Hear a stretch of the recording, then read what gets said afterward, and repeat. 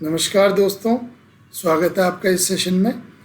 आज हम देखेंगे कि हमारी कॉपी में नंबरों को किस तरह से मैक्सिमाइज़ किया जाए। जितना भी हमारा अनुभव रहा है, अगर हम नंबर मैक्सिमाइज़ करने के एफर्ट्स की बात करें तो दो भागों में हम बांट सकते हैं। पहला है प्रेजेंटेशन और स्पीड वाला पार्ट, जिसमें हम हमारे प्रस्तुतिकरण को ठीक करके, प्रेजेंटेशन को ठीक करके, स्पीड को ठीक रख के ज़्यादा नंबर प्राप्त कर सकते हैं। और दूसरा पार्ट है कंटेंट वाला पार्ट, जिसमें बहुत अच्छा कंटेंट लिख के हमको अच्छे नंबर मिल सकते हैं। ठीक है, जो दूसरा वाला पार्ट है वो थोड़ा सा टफ तो है। क्योंकि बहुत ज़्यादा पढ़कर, कंटेंट को रिटेन करके, समझकर, तब जाके वहाँ एग्जामिनेशन हॉल में या टेस्ट में कंटेंट हम लिख पाते हैं। तो दोनों में संतुलन साधने की आवश्यकता है। हमारा प्रेजेंटेशन, हमारी स्पीड, और इन सबको हम एक ही वर्ड बोल रहे हैं, प्रेजेंटेशन। हमारा प्रस्तुतिकरण, प्रेजेंटेशन मतलब एवरेज या एवरेज से थोड़ा प्लस होना चाहिए। इसको आसानी से सुधारा जा सकता है।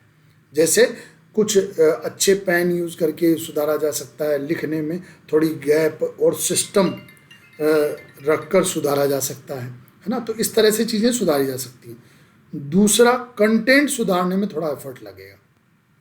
ठीक है, तो वो भी, लेकिन वो भी ऐसा नहीं कि बहुत जेनरिक कंटेंट होना चाहिए। ठीक, वो भी ऐसा नहीं होना चाहिए। जैसे मैं उदाहरण के तौर पर दो केस आपको बताता हूँ। एक केस है जिसमें उस स्टूडेंट की हर एक प्रश्न में लिखा है, आप राइटिंग सुधारें, प्रस्तुतिकरण सुधारें, राइटिंग सुधारें, प्रस्तुतिकरण सुधारें। ये हर में लिखा है, लेकिन फिर भी 91 नंबर है।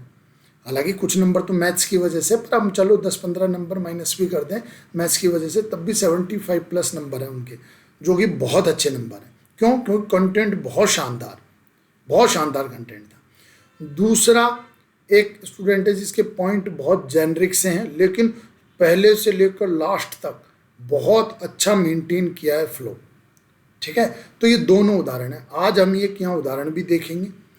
मैं एक 3 मार्कर के केस आपको बताना चाहता हूँ, जिनके 35 प्लस है मार्क्स, और लगभग ठीक ठाक ही 3 मार्कर में नंबर आते हैं। मुझे उनका प्रेजेंटेशन और कंसिस्टेंसी थोड़ी ठीक लगी। हालांकि कंटेंट तो है ही, पर बहुत सिंपली उन्होंने अच्छा प्रेजेंटेशन रखा और एक कंसिस्टेंसी बनाए रखी। तो ये कॉपी अपन देखते हैं। ठीक है, ये उनकी कॉपी है। इसमें इन्होंने जैसे सवालों में एक बहुत अच्छा प्रस्तुतिकरण सामान्य सा रखा।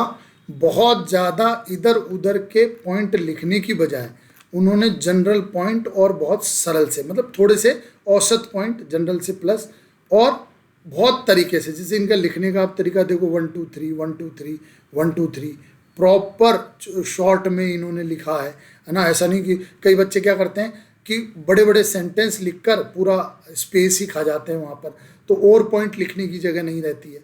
ठीक है, इन्होंने देखो, मैं ये भी एक बहुत महत्वपूर्ण बात है। यहाँ भी मैं ये निवेदन करना चाहता हूँ, मैं खूब बोला है कि आप हर पॉइंट को एक लाइन में ख़त्म कीजिए। 5 मार्कर और 3 मार्कर में तो ये कीजिए आप, कि आपका एक पॉइंट एक लाइन में ख़त्म हो जाए। ऐसा तो इसका मतलब ये कब ख़त्म होगा? जब हम बहुत ज़्यादा एलॉबरेशन नहीं करेंगे, शॉर्ट में उस चीज़ को हम ख़त्म कर देंगे। ठीक है, तो शॉर्ट में लिखने का आप अभ्यास कीजिए। ठीक है, फिर देखते हैं कॉपी। तो इन्होंने ये हर एक लाइन में एक एक पॉइंट लिखा है, और सब में 3-3 पॉइंट लिखे हैं, और बहुत सिस्टम से। तो ये मैं मानता हूँ, जहाँ कम ज़रूरत है वहाँ कम ही है, और जहाँ कंटेंट ही कम है, सबके पास ही कंटेंट कम है, वहाँ इन्होंने कम ही लिखा है। तो ये एक ऐसा केस है जिन्होंने बहुत ज़्यादा एफर्ट नहीं लगाया, मतलब बहुत ज़्यादा इधर उधर से कंटेंट इकट्ठा नहीं किया, बजाय उसके कि इन्होंने चीज़ें स्मूथ रखी, सरल रखी। ठीक है, मतलब सरलता से लिखा, और एक सामान्य, मतलब एक एवरेज सा लिख के, और एक प्रस्तुतिकरण को भी मेंटेन करके और अच्छे नंबर प्राप्त किए। तो ये दोनों के बैलेंस का एग्जाम्पल है, इसलिए मैंने आपके सामने एग्जाम्पल प्रस्तुत किया है। ठीक है, धन्यवाद।